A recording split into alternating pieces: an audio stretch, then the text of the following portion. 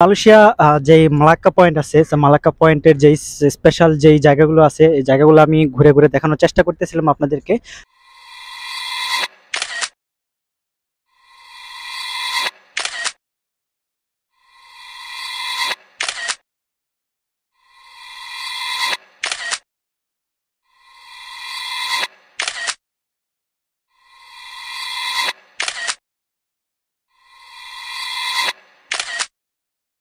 Finally অনেকদিন পরে আমাদের ভাই ব্রাদার সবাই একসাথে হয়েছি ঈদের দিন। তো আমাদের সাথে আছে রনি ভাই। রনি ভাই, হয় কি অবস্থা? অবস্থা ভালো, পুরো সবাইকে অস্থির। ঈদ মোবারক বলে দেন। ঈদ মোবারক। ঈদ মোবারক। তারপরে আমাদের সাথে আছে হচ্ছে আপনাদের সবার পরিচিত আরফান ভাই। আরফান ভাই কিন্তু প্রায় সময় আমার ব্লগে দেখেন। তো আরফান ভাই, কি অবস্থা? আলহামদুলিল্লাহ অনেক ভালো। আজকে আমরা আসলাম মালাক্কা পয়েন্টে ঘুরতে, খুব ভালো লাগতেছে। ওকে, ঈদ মোবারক। ঈদ মোবারক। এই রাজু ভাই, কি জি ভাই, অবস্থা? আলহামদুলিল্লাহ। কি অবস্থা ভাই? এই তো, আপনার কি অবস্থা বলেন। জি ভাই, আমার অবস্থা ভালো। তো আজকে মালাক্কা এসে কেমন লাগতেছে? মালাক্কা এই জায়গার নাম হইছে পয়েন্ট না, জিরো পয়েন্ট, ঠিক আছে? ভুল বলছে জিরো উনি। পয়েন্ট? হ্যাঁ, জিরো পয়েন্ট, ঠিক আছে। Okay, so okay. ঘুরে আসতে মানে ভালোই লাগছে, আলহামদুলিল্লাহ। আরো ঘুরবো আমরা সামনে। ওকে, সো অবশ্যই ঘুরবো এবং আপনাদের সাথে শেয়ার করবো। তো আমাদের অলরাইট গাইস, আমরা মালাক্কা পয়েন্ট ঘোরাঘুরি শেষ করে আমরা বুকিট মালাক্কা যে পাহাড় আছে এই পাহাড়ের দিকে রওনা করলাম, যে পাহাড়ে আবার সেন্ট পলস চার্চ অবস্থিত। আর এই পাহাড়টি রাফলি 3000 ফিট উঁচু, আর যেটা মিটারে কাউন্ট করলে হয় 914 মিটার। তো আর দেরি করে লাভ কি, 3000 মিটার উপরে তো উঠতেই হবে। চলুন শুরু করা যাক। বাইরে ভাই কি সিঁড়ির মধ্যে ওঠা শুরু করছি, আর হাঁটতেছে না।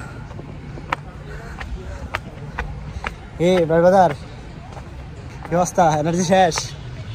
হ্যাঁ, কো কি ফুল? ফুলের নাম কি? এনার্জি শেষ?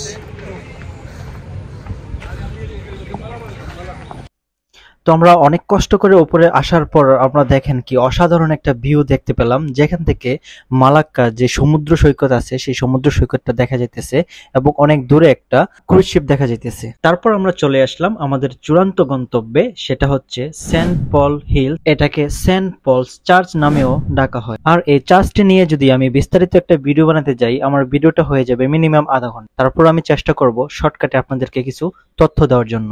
যে কারণে এই পাহাড়টির নাম সেন্ট পলস পাহাড় রাখা হয়েছে, সেটির কারণ হচ্ছে এই সেন্ট পলস চার্চ, যেটি মালয়েশিয়া মালাক্কা শহরের একটি ঐতিহাসিক গির্জা ভবন, যা মূলত 1566 সাল থেকে 1590 সাল পর্যন্ত নির্মিত হয়েছিল।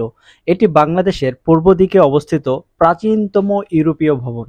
এটি সেন্ট পলস পাহাড়ের চূড়ায় অবস্থিত। প্রতিবছর ডিসেম্বরের প্রথম শনিবার সেন্ট ফ্রান্সিস জেভিয়ারের উৎসব দিবসের সম্মানে গির্জাটিতে ভোজ দিবসের জন্য ব্যবহৃত হয়। 1922 সাল থেকে সেন্ট ফ্রান্সিস জেভিয়ার মালাক্কার গির্জার একজন পুরোহিত এই ঐতিহ্য শুরু করেছিলেন। যারা আমার ভিডিওটা এতক্ষণ দেখতেছিলেন, তার মানে বোঝা গেল আপনিও ইতিহাস পছন্দ করেন। তাহলে আপনার জন্য বাকি ভিডিওটা। চলুন আরেকটু বিস্তারিত বলা যাক। মালাক্কার প্রথম ক্যাথলিক গির্জা ছিল আওয়ার লেডি অফ দ্য অ্যানান্সিয়েশন, যা 1511 সালে ঔপনিবেশিক দুর্গ এফামোসার কাছে পাহাড়ের তলদেশে পর্তুগিজ ভাইসরয় এবং সামরিক কমান্ডার আফনসো ডি আলবুকার্ক দ্বারা নির্মিত হয়েছিল। এটি পরে cathedral our lady of the অ্যাসাম্পশনে পরিণত হয়। 1521 সালে দুয়ার্তে কুয়েলহো নামে একজন পর্তুগিজ উপনিবেশিক সামরিক কমান্ডার ভার্জিন মেরির উদ্দেশ্যে উৎসর্গকৃত একটি চ্যাপেল তৈরি করেন, যা নোসা সেনহোরা দা গ্রাকা, তারপর নোসা সেনহোরা মাদ্রে দে দেওস নামে পরিচিত ছিল। দক্ষিণ চীন সাগরে ঝড়ের সময় চীনা নৌবহর থেকে পালিয়ে যাওয়ার পর কৃতজ্ঞতা প্রকাশের জন্য কুয়েলহো চ্যাপেলটি তৈরি করেছিলেন। 1548 সালে গোয়ার bishop Joao Afonso de Albuquerque চ্যাপেলটি সোসাইটি অফ জেসাসের কাছে হস্তান্তর করেন, যার title deed Saint Francis Xavier গ্রহণ করেন। 1566 সালে চ্যাপেলটি ভেঙে ফেলা হয় এবং জেসুইটরা নোসা সেনহোরা দ্য আনুনসিয়াডা নামে একটি নতুন গির্জা তৈরি করে। এই গির্জায় লয়লার সেন্ট ইগনাসিয়াস, 11,000 কুমারী এবং শুভ শিশু যিশুর উদ্দেশ্যে উৎসর্গকৃত 3টি বেদি ছিল। চ্যান্সেলের দেয়াল সম্ভবত আজুলেজো টাইলস দিয়ে ঢাকা ছিল। টাওয়ারটিতে একটি ঘড়ি এবং ঘড়ির ডায়াল ছিল। 1592 সালে একটি সমাধিক্ষেত্র খোলা হয় এবং জাপানের ফুয়ানের দ্বিতীয় বিশপ পেদ্রো মার্টিন সহ অনেক বিশিষ্ট ব্যক্তিকে এখানে সমাহিত করা হয়। 1641 সালে প্রোটেস্ট্যান্ট ডাচদের মালাক্কা বিজয়ের পর ডাচ সংস্কারকৃত ব্যবহারের জন্য গির্জার নামকরণ করা হয় সেন্ট পলস চার্চ, যা বুবেনকার্ক নামেও পরিচিত।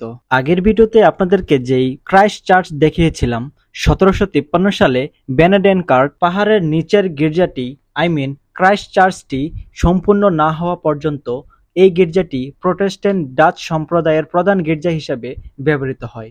পরবর্তীতে পুরাতন গির্জাটি পবিত্র করা হয়। গির্জার ন্যাপ এবং চ্যান্সেলর গির্জার উঠোন হিসেবে ব্যবহার করা অব্যাহত থাকে। সংক্ষিপ্তভাবে বলতে গিয়েও আমার ভিডিওটি অলরেডি 5 মিনিটের উপরে হয়ে গেছে, সো আমি আর বিস্তারিত করব না। তো তারপরে আমরা যখন এই পাহাড় থেকে আস্তে আস্তে অপর দিকে নিচের সিঁড়িতে নামতেছিলাম, তখন আমাদের চোখে আরো অসম্ভব সুন্দর কয়েকটা স্থাপনা দেখতে পাইতেছিলাম। তবে সময়ের অভাবের কারণে আমরা বিস্তারিত ওইসব স্থাপনাগুলো ভালোভাবে ভিডিও নিতে পারি নাই বা বিস্তারিত তেমন জানতেও পারি নাই। সো হোপফুলি যদি আর কখনো যাওয়ার সৌভাগ্য হয়, তাহলে অবশ্যই আমরা আবারও ওই জায়গাগুলোকে এক্সপ্লোর করার চেষ্টা করব। আপনারা যারা প্রথম পর্বটা দেখেছিলেন, আমাদের মালাক্কা ব্লকের প্রথম পর্বটা, এখানে আমি মেনশন করেছিলাম আমাদের রিটার্ন যাওয়ার টিকিট 8:30টায় ছিল। আমাদেরকে এই সময়ের মধ্যেই সবকিছু ঘুরে শেষ করতে হতো। আমাদের যেহেতু আরেকটা সুন্দর জায়গাতে যাওয়ার প্ল্যানিং ছিল, তো আমরা এই জন্য এখানে আর সময় অপেক্ষা না করে আমরা রওনা দিয়েছিলাম আমাদের নেক্সট গন্তব্যে, যেটি হচ্ছিল মসজিদ সালাত মালাক্কা। পরবর্তী পর্বে, তৃতীয় পার্টে, আমার মালাক্কা ব্লগের তৃতীয় পর্বে আপনারা দেখতে পারবেন মসজিদ সালাত মালাক্কা। সো পরবর্তী ভিডিও দেখার আমন্ত্রণ রইল। আই হোপ আপনারা এই ভিডিওটা এনজয় করেছেন। সো দেখা হচ্ছে পরের পর্বে। টিল দেন সবাই সুস্থ থাকুন, ভালো থাকুন। আসসালামু আলাইকুম।